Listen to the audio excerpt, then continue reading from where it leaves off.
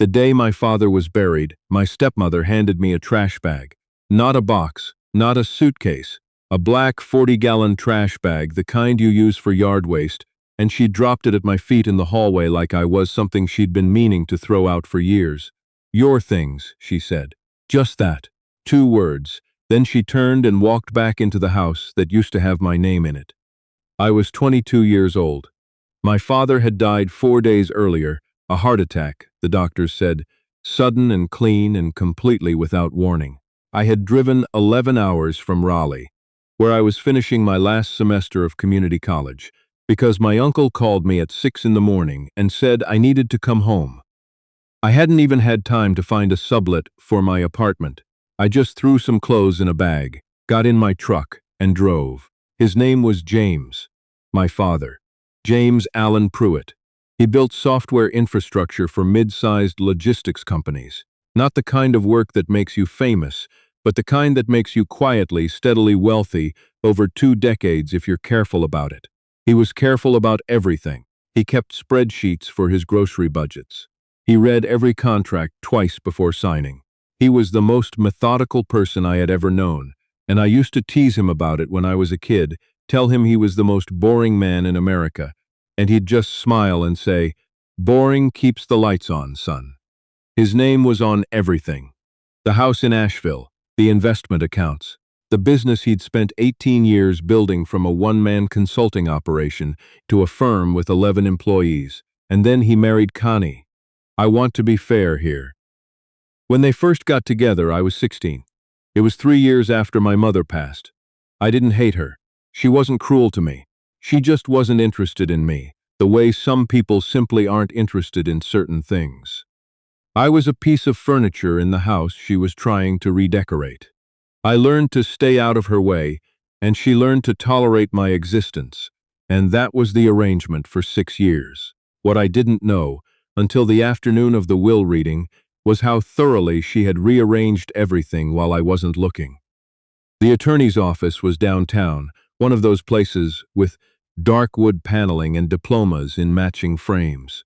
His name was Philip Greer, and he had been my father's lawyer for at least 15 years. I sat across from Connie and her son from her first marriage.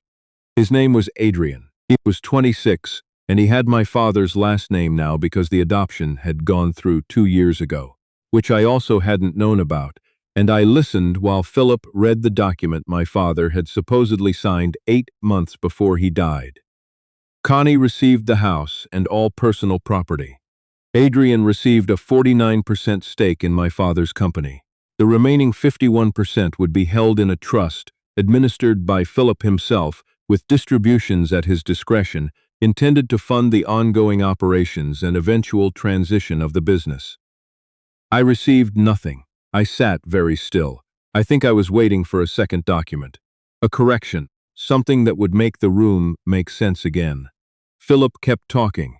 Something about the retirement accounts, something about a vehicle, and I just kept sitting there, feeling the floor tilt under me like a ship in a slow wave.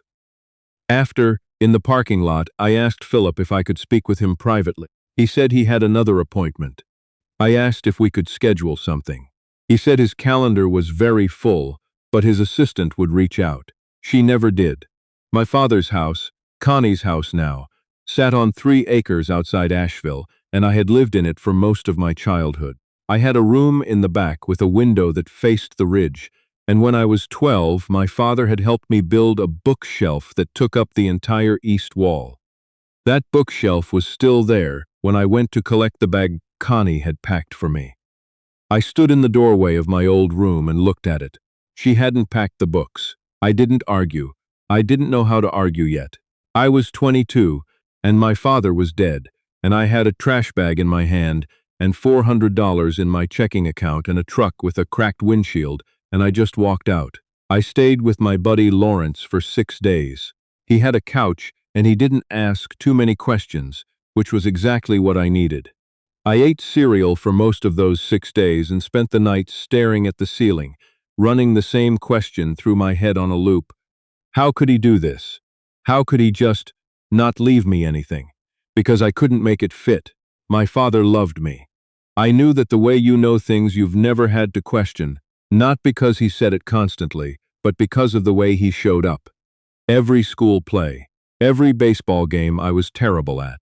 He drove 6 hours to Raleigh when my car broke down sophomore year, fixed it in a parking lot in the rain, and took me to dinner after.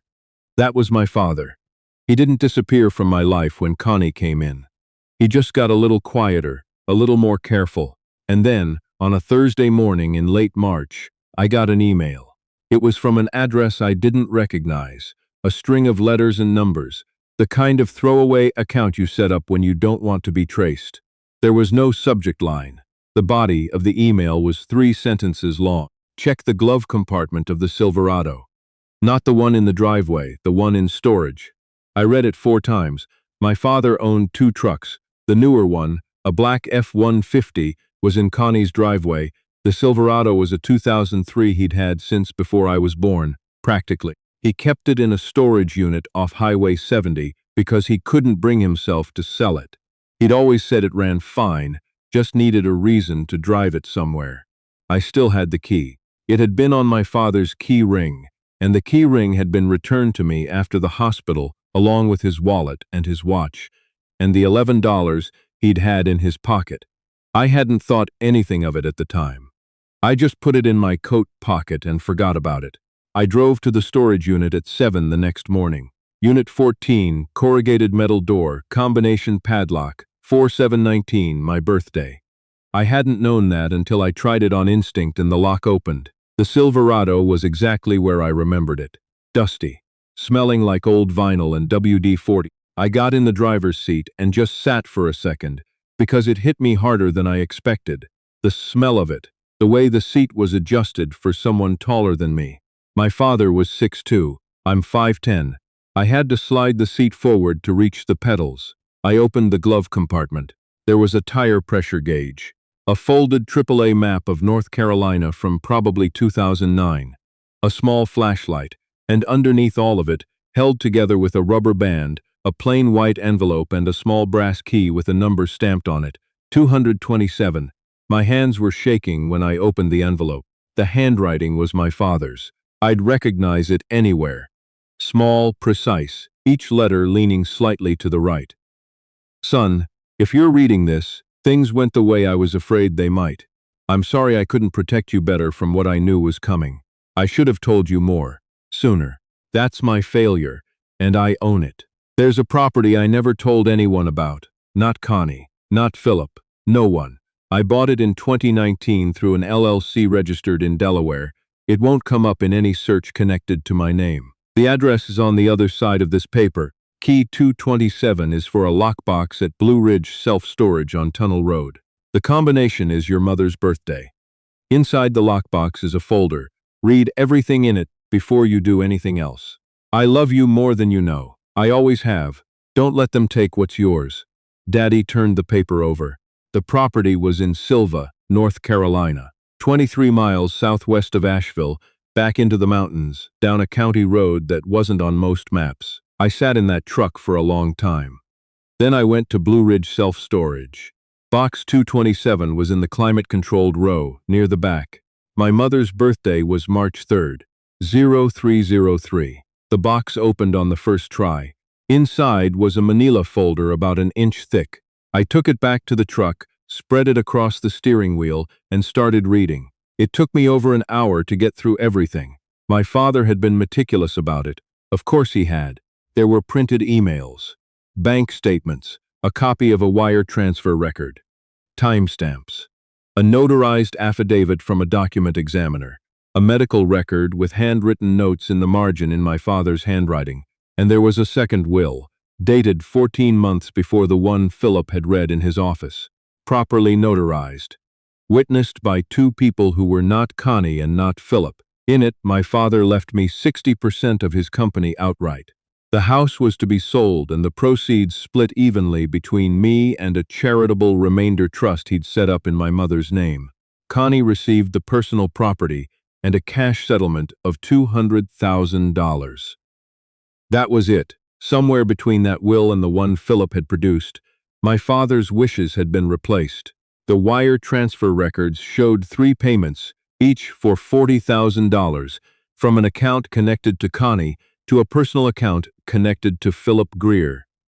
The first payment was made 2 months before my father got sick. The second was made the week he was hospitalized. The third was made 10 days after his death. The medical record was the part that made my stomach drop. It was from a visit my father had made to a cardiologist in January, 3 months before he died. He'd been given a clean bill of health, no significant cardiac risk, no blockages. The handwritten note in the margin said, "In my father's handwriting, second opinion. Something doesn't add up." Connie insisting I use her doctor now, I closed the folder and looked out the windshield at the cinder block wall of the storage facility. My father hadn't just been cheated, he'd been suspicious. He'd been quietly building a record of everything he couldn't prove, and he'd hidden it where only I could find it, and then he'd died before he could do anything with it. He'd left it to me to finish. The drive to Silva took 40 minutes on a good day. I took back roads because I needed time to think, and because some part of me wasn't entirely sure I wasn't being watched. The LLC paperwork was in the folder, Clearwater Ridge Holdings, LLC, and the address resolved to a gravel driveway off a county road with a rusted mailbox and no house number visible from the road. I almost missed it. I drove past it twice before I turned in. The property was about 4 acres, mostly wooded, with a small pond at the back that I could just barely see through the trees. The structure was a cabin, not a shack, but not a mansion either.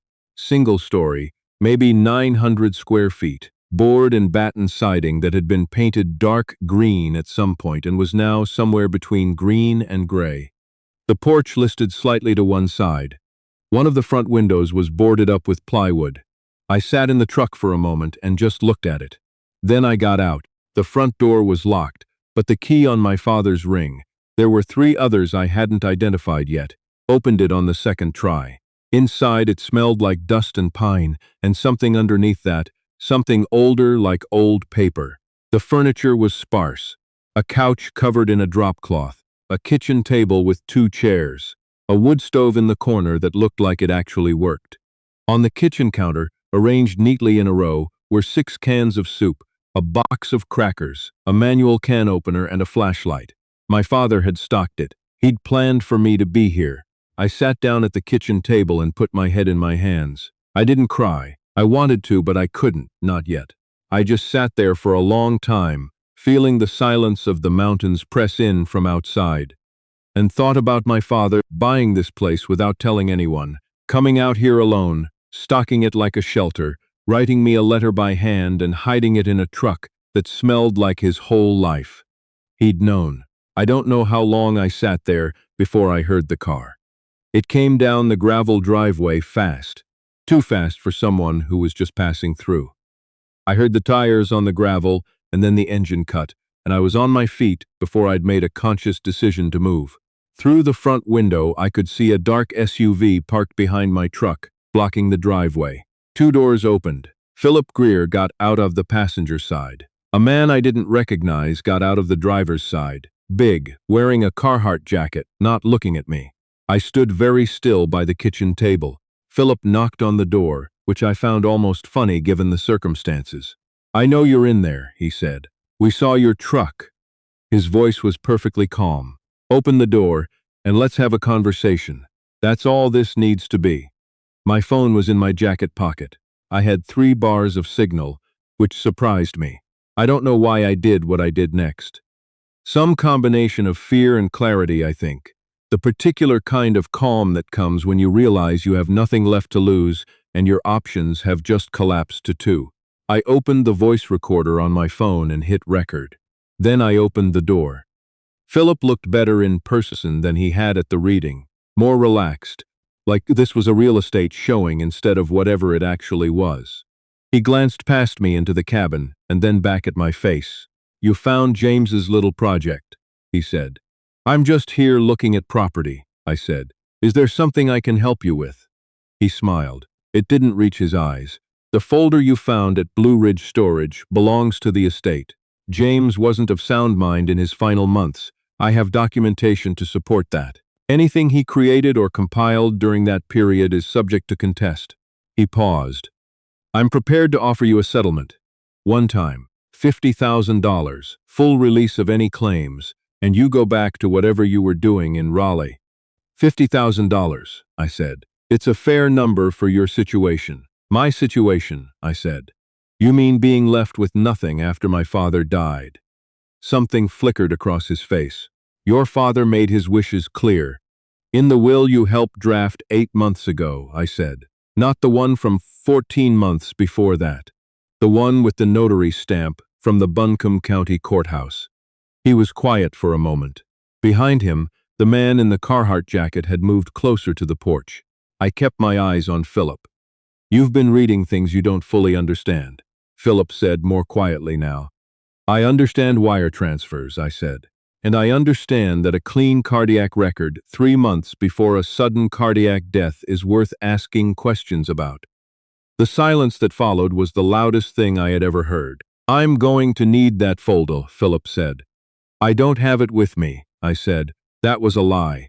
It was in my truck, but I'd also taken photos of every single page that morning and emailed them to Lawrence before I'd driven out here, with instructions to forward them to 3 separate addresses if he didn't hear from me by 9 that night. Philip studied me for a long moment. Then he turned and walked back to the SUV without saying another word. The man in the Carhartt jacket followed. They backed out of the driveway, and I stood on the listing porch and watched them go, and I waited until I couldn't hear the engine anymore before I sat down on the porch steps and let my hands shake. I called Lawrence. I told him to send the emails now. Don't wait for 9 o'clock, now. 3 days later, I walked into the Buncombe County District Attorney's office with a printed copy of everything in that folder, the audio recording from the cabin, and a name I'd found through 2 hours of research. A forensic document examiner in Charlotte, who had previously testified in a will contest case in Mecklenburg County and had a very specific opinion about signature irregularities on notarized documents. It took 8 months. That's the part people don't show you in movies. The 8 months. The depositions and the continuances and the forensic accountant bills and the 3 different attorneys I went through before I found one who actually understood what we were dealing with. I worked nights at a distribution center outside of Asheville to pay my bills. I slept in my truck for 6 weeks when Lawrence's landlord raised his rent, and he had to take in a roommate. I drove back to the cabin on weekends, sometimes just to sit in the quiet and remind myself that it was real, that my father had left me something, that the story wasn't finished. The document examiner confirmed that the signature on the second will, the one Philip had produced, showed evidence of having been traced from an earlier document. The ink composition was inconsistent with the supposed signing date. The notary whose stamp was on it had her license suspended 8 months prior for unrelated misconduct and denied any knowledge of the document. Philip Greer was disbarred and indicted on charges of fraud, forgery, and conspiracy. He pleaded out. He's serving 4 years. Connie's role was harder to prove. The wire transfers were there, but she'd been careful about the rest. In the end, the original will was reinstated by the court, which meant the second one was void, which meant the estate had to be redistributed according to what my father had actually written. The house sold for $890,000. My share, after legal fees and the charitable trust, was just over $300,000. The company, or rather, my 60% stake in it, was worth substantially more. Adrian got nothing, because he'd never legally been entitled to anything. The adoption paperwork, it turned out, had never been finalized. Another thing, Philip had apparently assured Connie was taken care of. I didn't go looking for Connie after it was over. I thought I would want to say something to her face, something final and definitive that would close the chapter. But when the judgment came through and I sat in my attorney's office reading the summary, I just felt tired, not satisfied, not vindicated, just finished. Like I'd been carrying something very heavy for a long time and had finally been allowed to set it down. I kept the cabin in Silva. I know it probably makes more sense to sell it. 4 acres in the mountains, good bones on the structure, value will only go up. But I can't. My father came out here by himself and unlocked that door and stocked those shelves and left a light on for me in the only way he knew how. I'm not selling that. I spent 3 weekends in the fall replacing the porch boards and repainting the trim. I found an old woodworking bench in the back of a storage shed on the property, still solid, just dusty, and I set it up under the window that faces the pond. I fixed the boarded-up window. I brought out my books, the ones that had been on the shelf in my old room, the ones Connie hadn't packed, and I put them on shelves I built along the inside wall, the same way my father had helped me build shelves when I was 12. There's a spot on the back porch where you can see the pond through a gap in the pine trees, and in the evenings when the light comes in sideways, the water goes completely gold. My father was a methodical man. He kept spreadsheets for his grocery budgets. He read every contract twice. He bought a piece of land in secret and left a key in a glove compartment and trusted that I would find it, and I did. Boring keeps the lights on, son. He wasn't wrong.